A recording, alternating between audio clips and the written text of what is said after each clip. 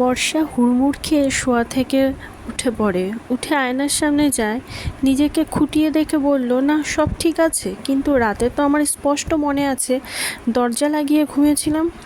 হঠাৎ একটা কথা ভাবতেই অবাক হয়ে যায় বর্ষা। তার মানে বারান্দা দিয়ে এসেছে? হায়, আর উনি কেন এমন করছে? প্রিয়ন্তীর রাত থেকেই জ্বর, তাই ভার্সিটিতে বর্ষা একাই যেতে হবে। এই বলে মনীষা চৌধুরী পা বাড়ালেন রান্নার ঘরের দিকে। খালামণি, খেতে দাও, ভার্সিটি যেতে হবে। তুই বস মা, আমি এক্ষুনি আসছি। বর্ষা খাবার টেবিলে বসে খাবারের জন্য ওয়েট করছিল। এমন সময় দেখে সিঁড়ি দিয়ে নামতে নামতে প্রান্তিক শার্টের হাতা ফোল্ড করছে। অফ ব্লু কালারের শার্টের সাথে হোয়াইট প্যান্ট, হাতে একটা স্কিন কালারের ফিতার ঘড়ি পড়েছে। চুলগুলো কিছুটা ভেজা, দেখেই বোঝা যাচ্ছে হয়তো সদ্য গোসল সেরে নেমেছে। হঠাৎ কানের কাছে ফিসফিসিয়ে এমনভাবে, কি দেখছো, প্রেমে পড়ে যাবে তো? কথাটা শুনতেই চমকে ওঠে বর্ষা। সামনে তাকিয়ে দেখে প্রান্তিক চেয়ার টেনে বসছে। বর্ষার মনে মনে নিজেকে হাজারটা বকা দিচ্ছে। ইস, কি একটা লজ্জার বিষয় না ঘটলো। হাতের ব্যথা ঠিক হয়েছে মিস ভিতুরানী? ইয়ে মানে জি ভাইয়া, আপনি হাতে মলম লাগিয়েছিলেন, আমার ঠেকা পড়েছে। ডোন্ট কেয়ার ভাব নিয়ে। আজকে আটা একটু বেশি মাখা হয়ে যায়নি বলে মনে হয় না তোমার? প্রান্তিকের গম্ভীর কথা শুনে বর্ষা একবার নিজেকে গুটিয়ে নিয়ে বলল, মানে? Just wait. এটা বলেই প্রান্তিক মনীষা চৌধুরীকে ডাক ছাড়লো। আম্মু, খেতে দাও। আজ একা বর্ষাকে প্রান্তিকের সাথে যেতে হবে ভাবতেই বর্ষার হার্টবিট থমকে যাচ্ছে। এদিকে এসো। কেন ভাইয়া? আসতে বললাম তো, আসো। বর্ষা প্রান্তিকের কাছে যেতেই প্রান্তিক প্যান্টের পকেট থেকে টিস্যু বের করে এক মুছনে বর্ষার ঠোঁটের লিপস্টিক মুছে ফেলে বলল, নেক্সট টাইম লিপে এইসব ফালতু জিনিস ইউজ করলে। এইটুকু বলেই চোখে সানগ্লাসটা পরে বাইকে বসে প্রান্তিক। হঠাৎ প্রান্তিকের এমন করাতে আঁতকে ওঠে বর্ষা। কয়েক সেকেন্ডের জন্য যেন সে থমকে গিয়েছিল। বর্ষা মনে মনে ভাবছে, কে এমন দিয়েছিল সে? একটু গোলাপি লিপস্টিকই তো, তাও এত গাঢ় নয়, একদম হালকা। কী হলো, বাইকে ওঠো। প্রান্তিকের ডাকে ধ্যান ভাঙে বর্ষার। বর্ষা আমতা আমতা করে প্রান্তিকের পেছনে বসে। প্রান্তিক বাইকের আয়নায় বর্ষার ভীত চেহারা একটু দেখে আনমনে হেসে উঠে বলল, ভালো করে ধরে বসো। ধরছি। আমাকে ধরে বসো, রাস্তা ভালো না, পড়ে যাবে। প্রান্তিকের কথায় বর্ষা প্রান্তিকের কাঁধে হাত রাখল। প্রান্তিক গাড়ির স্পিড এমনভাবে বাড়িয়েছে যে বর্ষা নিজেকে সামলাতে না পেরে ঝাপটে ধরে প্রান্তিককে। প্রান্তিক একবার বাইকের গ্লাসে বর্ষাকে দেখে ডেভিল স্মাইল দিয়ে মনে মনে বলল, প্রিয়সিনী, তুমি যতই দূরে যেতে চাইবে আমার থেকে, আমি ততই বাধ্য করব তোমাকে আমার নিকটে আসতে। এই ভাইয়া, কোথায় যাচ্ছেন? এটা তো আমাদের ভার্সিটির রাস্তা নয়। বর্ষা একটার পর একটা প্রশ্ন করেই যাচ্ছে। প্রান্তিক এইসবে পাত্তা না দিয়ে নিজের মতন করে বাইক চালিয়ে যাচ্ছে। একটা নদীর পাশে এনে বাইক থামায় প্রান্তিক। বাইক থেকে নামো। কেন ভাইয়া? প্রান্তিক বাইক থেকে নেমে সানগ্লাসটা খুলে হাতে নিয়ে বর্ষার হাত ধরে বলল, নামো। বর্ষা চুপচাপ নেমে বলল, এখানে কেন এসেছি আমরা?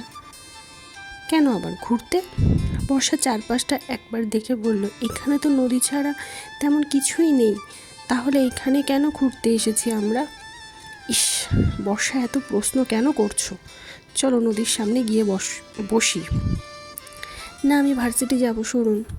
এটা বলে বর্ষা চলে আসার জন্য যে পা বাড়াবে তখনই পেছন থেকে হাত ধরে ফেলল প্রান্তিক, আর রাগী কণ্ঠে বলল, তোমাকে বলেছি যেতে, এখানে এসেছি কি চলে যেতে?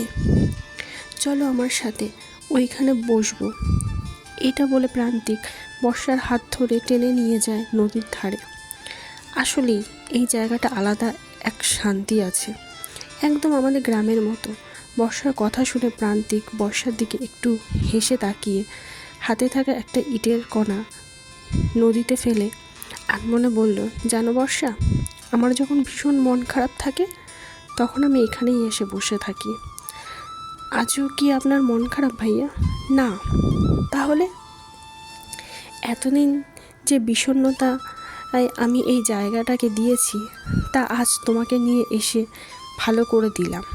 বর্ষা প্রান্তিকের কথায় আগামাথা কিছুই বুঝতে না পেরে বলল, মানে কিছু না, চলো ভার্সিটি যাবে? চলেন।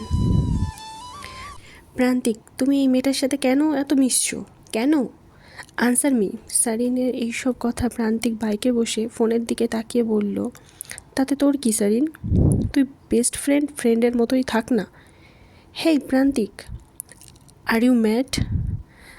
I am not only your friend, I am your girlfriend. Prantik বাঁকা এসে চলে যায় শৈবাল, অনিক আর ইরফানের কাছে। প্রান্তিক, শোনো প্রান্তিক। সারিন এত করে ডাকার পরও সাড়া দেয়নি প্রান্তিক। এই দেখ, এই মেয়েটা প্রান্তিক ভাইয়ার বাইক থেকে নেমেছে, ওই সময় দেখেছিলাম। কি বলছিস? আমার চকলেট বয়ের বাইক থেকে এই মেয়েটা নেমেছে? অবাক হয়। এই শোন, তোর চকলেট বয় করছিস কেন? প্রান্তিক ভাই শুধু তোর না, পুরো ভার্সিটির ক্রাশ বয়, বুঝলি? শুধু ক্রাশ বয় নয়, টপারও ছিল। পেছনের বেঞ্চ থেকে দুটো মেয়ের এইসব কথা শুনে বর্ষার কিছুটা গায়েও লাগলো। তাই বর্ষা ওদের দিকে তাকিয়ে মুচকি হেসে বলল, প্রান্তিক ভাই আমার কাজিন, আশা করি পরবর্তী সময় আর আমাকে নিয়ে কানাঘুষো করবে না। বর্ষার এমন কথায় মেয়েগুলো অবাক হয়ে চুপসে যায়। ঠাস। এই মেয়ে, তোর সাহস কী করে হয় আমার বোনদের থ্রেট করার? সারিনের থাপ্পড়ে গালে হাত দিয়ে মাঠে দাঁড়িয়ে আছে বর্ষা, চোখে পানি নিয়ে ছলছল করছে। এই বুঝি পড়ে যাবে চোখের পানি? ঠাস। প্রান্তিকের থাপ্পড়ে অবাক হয়ে তাকিয়ে আছে সারিন। প্রান্তিককে দেখেই সে ভয় পেয়ে যায়, চোখ লাল হয়ে গেছে, শরীর কাঁপছে রাগে। ক্যাফে বর্ষার ঠিক সামনাসামনি চেয়ারটায় বসে আছে প্রান্তিক। এক মনে তাকিয়ে দেখছে বর্ষাকে। কান্না স্বরূপ নাক মুখ লাল হয়ে গেছে ফর্সা চেহারাটা। স্টপ ক্রাই বর্ষা। বর্ষা কেঁদেই যাচ্ছে। বললাম না কান্না থামাতে? স্টপ ক্রাই বর্ষা, জাস্ট স্টপ। প্রান্তিকের শেষ কথাটা চিৎকার দিয়ে বলে টেবিলে রাখা গ্লাসটা ছুঁড়ে ফেলে দিল রেগে। প্রান্তিকের রাগ দেখে বর্ষার কান্না 1 মিনিটেই বন্ধ হয়ে যায়। ভয়ে ভয়ে প্রান্তিকের হাতটা ধরে সে, রক্ত হাতে। ক্যাফের ওয়েটার আসতে নিলে প্রান্তিকের চোখের ইশারায় থেমে যেতে বলে। বর্ষা তাড়াতাড়ি করে ব্যাগ থেকে রুমালটা বের করে প্রান্তিকের হাতে বেঁধে দেয়। প্রান্তিক এক মনে বর্ষার দিকে তাকিয়ে আছে। তোর হাতে কি হয়েছে বাবা? কিছু হয়নি আম্মু। বল না বাবা, কি হয়েছে?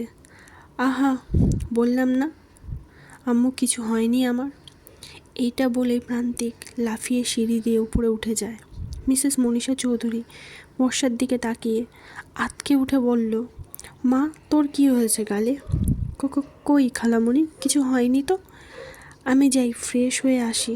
এইটা বলে বর্ষা মনীষা চৌধুরীকে আর কোনো কিছু বলার সুযোগ না দিয়েই তড়িঘড়ি করে উপরে উঠে গেল। তোমার ছেলে ভাবনা চিন্তা করে ডিসাইড নিয়েছে তো মনীষা? মিস্টার ফারহাদ চৌধুরী চা খেতে খেতে খবরের কাগজে তাকিয়ে কথাটা বলল। প্রান্তিককে তো তোমার জানারই কথা, ও তো বরাবরই সব ভাবনা চিন্তা করেই ডিসাইড নেয়। মনীষা, এই সিদ্ধান্তটা সব সিদ্ধান্ত থেকে সম্পূর্ণ আলাদা। বর্ষা এখনও অনেক ছোট। প্রান্তিক তো এর জন্য সময় নিচ্ছে, তাই না? তাও ফারহাদ চৌধুরী কথাটা সম্পূর্ণ শেষ না করতেই রুমে ঢুকতে ঢুকতে প্রান্তিক বলল, আব্বু, আমি চাই না এটা নিয়ে আর কোনো দ্বিমুখী সিদ্ধান্ত হোক। প্রান্তিক, এটা সারা জীবনের ব্যাপার। আব্বু, আমি জানি। তোমার খালামণিকে আমার উপর ছেড়ে দাও। এইটা বলতেই প্রান্তিক তার আম্মু আব্বুকে জড়িয়ে ধরে আর মনে মনে ভাবে, যেমন ভাবে সব ভেবে রেখেছে তেমনভাবে সব হলেই হবে প্রিয়সী। Just I have to wait some more time.